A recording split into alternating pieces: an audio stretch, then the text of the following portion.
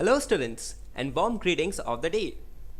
In this lecture we are going to study how to calculate the probabilities of different events that occur in our day-to-day life. But why are we so interested in studying this topic? This is because it is an important tool that helps us to make decisions. It gives us a better understanding of how to choose between options. It is applied in risk assessment, in trading on commodity markets where the analyst predicts the prices of the commodities in the futures market. Reliability theory is used in product designing to reduce the probability of failure. Probability is used in information theory and signal processing. It is used in studying the models of population growth and communication networks. Thus we see that there are diverse applications of probability. So let's discover this fascinating world of probability which enable people to be better decision makers. So let's begin. Now before we define this term probability, let us try to see an example. If I say that it may rain today, now does it mean for surety that it will rain today? No, it's not for sure. It may or it may not rain. Now one can say there's a 50-50 chance of raining or not raining.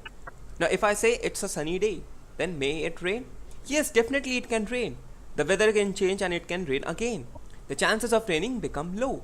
So it might be a 25-75% chance of raining and not raining. Thus the event of raining is not a certain event. It may or it may not happen. Now, what is probability? Probability, when defined in the simplest way, is a chance of occurring of a certain event when expressed quantitatively. That is, probability is a quantitative measure of the certainty. Now let's consider the same event, that it's about to rain. Now it can rain and it cannot rain today.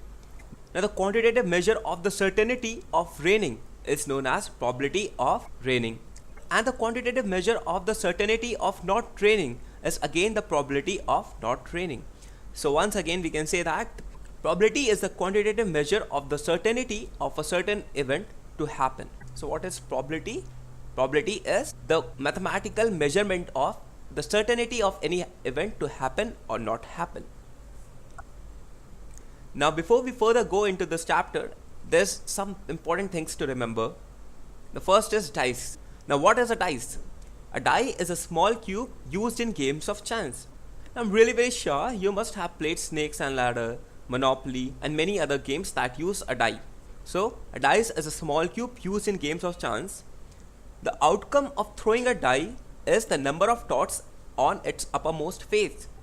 Now if I consider this die, there are 5 dots on the uppermost surface of this dice. So the outcome is 5. For this dice the outcome is 2. An ace on a die means 1 dot. So if 1 dot appears on the uppermost surface, then it is known as an ace. So a die is a small cube used in the games of chance. Now we are going to use dice very frequently in this chapter. The second is playing cards. Now everyone knows what are playing cards. A pack of playing cards has 52 cards divided into 4 suits. That is the spades, clubs, hearts and diamonds. So this is an ace of spade, this is a king of heart, this is a queen of spade again, this is a jack of diamond. And there's also one suit known as the club.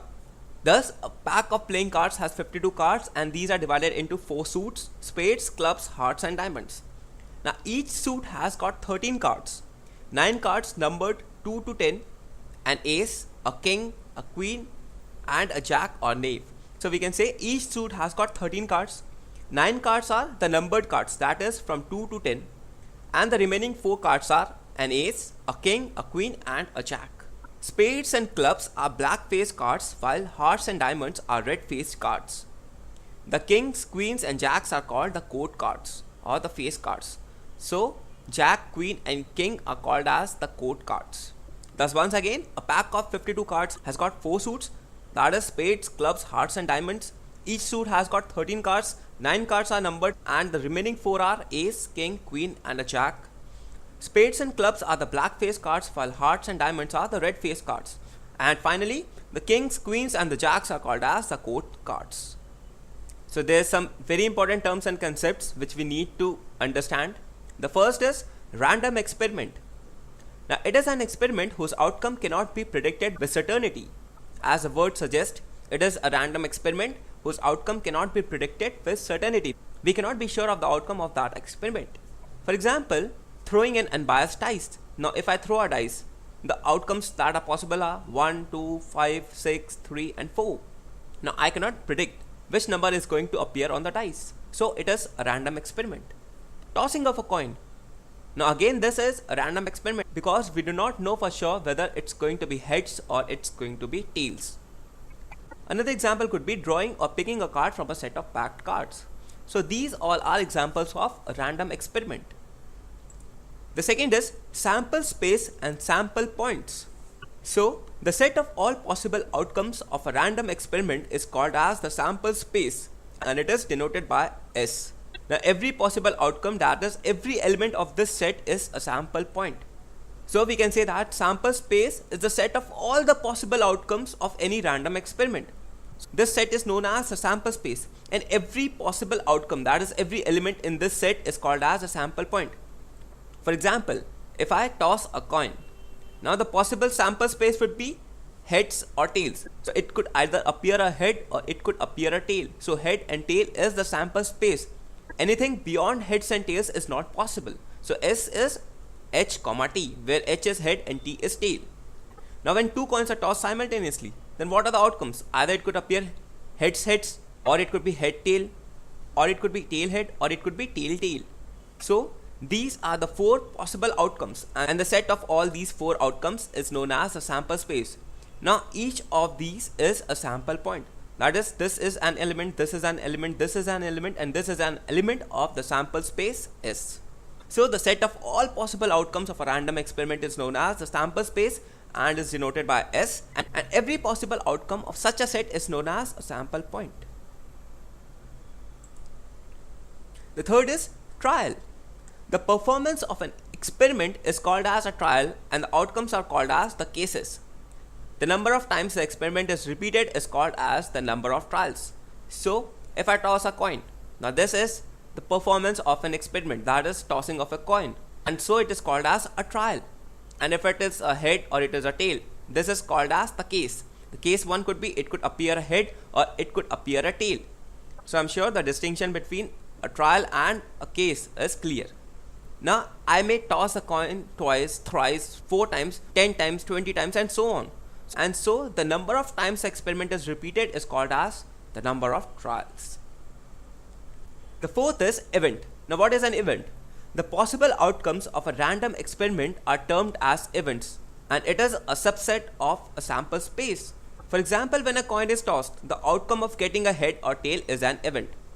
Event is nothing but the possible outcomes of any random experiment. So if we toss a coin, it could appear a head or it could appear a tail. So head or tail is an event. Event 1 could be appearance of head and event 2 could be appearance of tail. Now the bifurcations of events could be simple events, compound events, equally likely events, independent events, mutually exclusive events, exhaustive events. One by one we are going to see different kinds of events. The first is a simple event. Now in the case of simple events, we consider the probability of happening or not happening of single events. So we consider a single event and we try to consider the probability of happening of that event or not happening of that event. So for example, if I say that we are interested in finding out the probability of drawing an ace from a pack of cards. So drawing of an ace from a pack of cards is a simple event. The second is compound event. Now in the case of compound event, we consider the joint occurrence of 2 or more events. Earlier in the simple event, we considered only a single event and we were interested in calculating the probability of occurrence of that single event. But in compound events, we consider the joint occurrence of 2 or more events. For example, the occurrence of an odd number when a dice is thrown. Now if I say that I am interested in knowing the occurrence of an odd number when a dice is thrown, possible outcomes are 1, 2, 3, 4, 5, 6. And out of these possible outcomes, 1, 3 and 5 are the instances when an odd number is occurring. So this set 1, 3, 5 is a compound event. The third type of event is equally likely events. The events are said to be equally likely if there is no reason to expect any one event in preference to other. Thus, equally likely events mean outcome is likely to occur as any other outcome. So, say that there are 2 events and there is no such reason to expect the occurrence of one event in preference to the other event, then such a case is known as equally likely event. Example, if I throw an unbiased dice, then in throwing such a die, all the 6 faces are equally likely to occur. That is, it may appear a 1, a 2, a 3, a 4, a 5 or a 6. That is to say, there is no such reason to expect 1 or 2 or 3 in preference to the other numbers. Thus all these 6 faces are equally likely to occur. So this is an equally likely event. Another example could be if I toss a coin, then it may appear a head or it may appear a tail. Again, these are equally likely events. The next is independent events. The two events are said to be independent if the occurrence of one does not depend on the occurrence of the other. So as the word suggests, independent events are such events in which the occurrence of one does not depend on the occurrence of the other. Now we are going to study independent events in detail in later part. What are mutually exclusive events? In an experiment, if the occurrence of an event precludes or rules out the happening of all other events in the same experiment, then such events are known as mutually exclusive events. That is to say, if we are performing an experiment, then if one particular event occurs, then all other events are not going to occur. So the occurrence of any one event rules out the happening of all other events in the same experiment. If we say that E1, E2, E3 and so on up to En are mutually exclusive events, then E1 intersection E2 intersection E3 and so on up to the intersection of En would be equal to 5. That is a null set. These are mutually exclusive events, then the intersection of these events is equal to 0 or a null set. The next is exhaustive events. What are exhaustive events? It is a total number of all possible outcomes of any trial. So the total number of all the possible outcomes of any trial or any such experiment is known as exhaustive events. For example, when a coin is tossed, either head or tail may turn up, and therefore there are two exhaustive cases. If two coins are tossed simultaneously, then the possible outcomes are head tail, tail head, tail tail, and so this would be equal to 2 square. So there are 4 possible outcomes.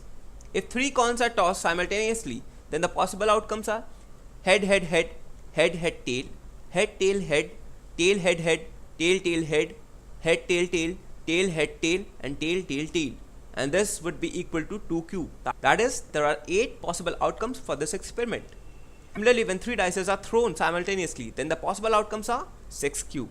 And so exhaustive events are nothing but they are the total number of all possible outcomes of any trial.